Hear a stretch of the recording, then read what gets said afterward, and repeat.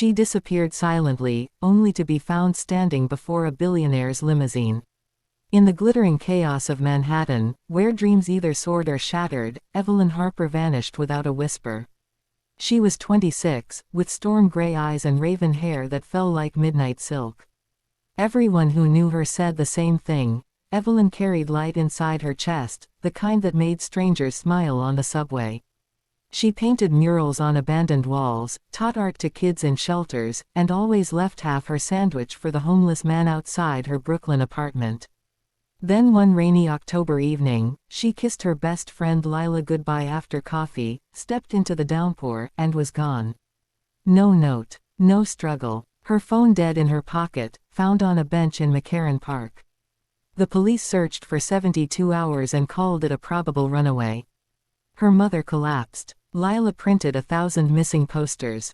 The city moved on. 3 weeks later, at 2:17 a.m., a matte black limousine crawled through the empty canyons of Lower Manhattan. The driver slowed when the headlights caught a lone figure in the middle of the street. A woman in a soaked white dress, barefoot, hair plastered to her face, arms wrapped around herself as though holding her soul together. The back door opened before the driver could speak. Alexander Voss stepped out. 34. Tall. Impossibly beautiful in the way cold marble is beautiful. The youngest self-made billionaire in America, tech empire, private islands, a face that launched 100 magazine covers.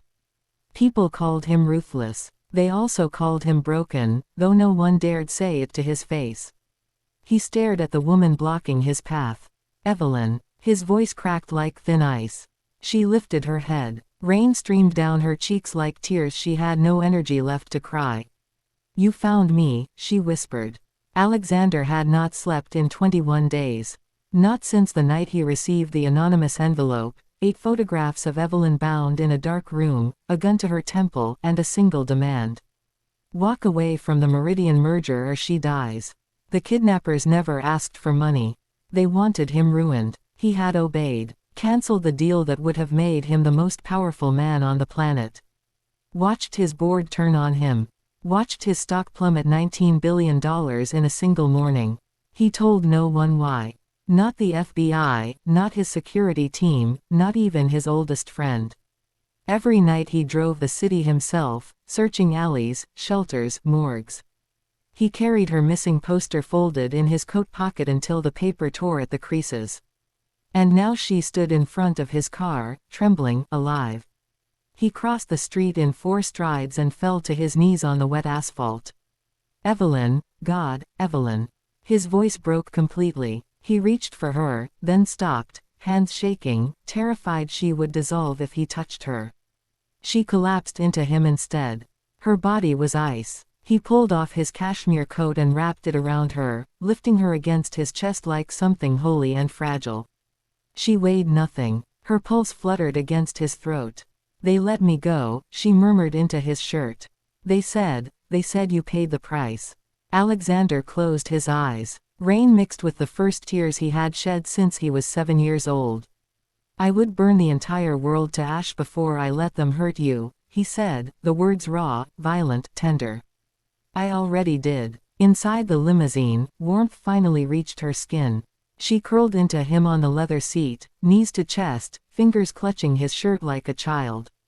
"I thought you didn't even know my name," she whispered.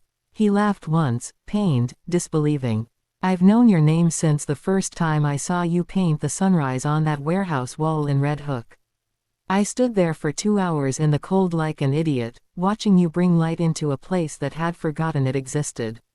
I never worked up the courage to speak to you. And then you were gone, and I realized courage doesn't matter when the alternative is losing you forever."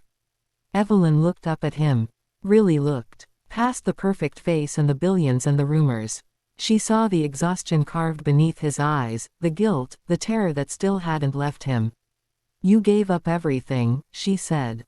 "I gave up nothing," he answered fiercely. "I threw away numbers on a screen. You were the only thing that was ever real." She reached up, touched the sharp line of his jaw with freezing fingers. "I was so scared," she confessed, voice cracking.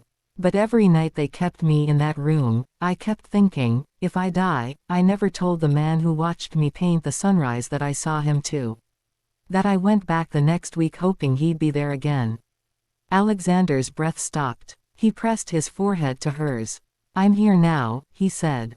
And I'm never leaving. Outside, the city lights blurred into rivers of gold. Inside, two broken people held each other like the last lifeboat in a storm. The limousine rolled toward a future neither of them had dared to imagine 3 weeks earlier. She had disappeared silently. He had paid the price in silence. And fate, merciless and magnificent, had returned her, not to the life she left, but to the man who had already chosen her over the world. Sometimes love doesn't knock. Sometimes it costs $19 billion and every shred of pride you possess. Sometimes it stands barefoot in the rain, waiting for you to be brave enough to open the door. Alexander Voss opened it, and Evelyn Harper walked through, straight into the only home she would ever need again. Word count, 812.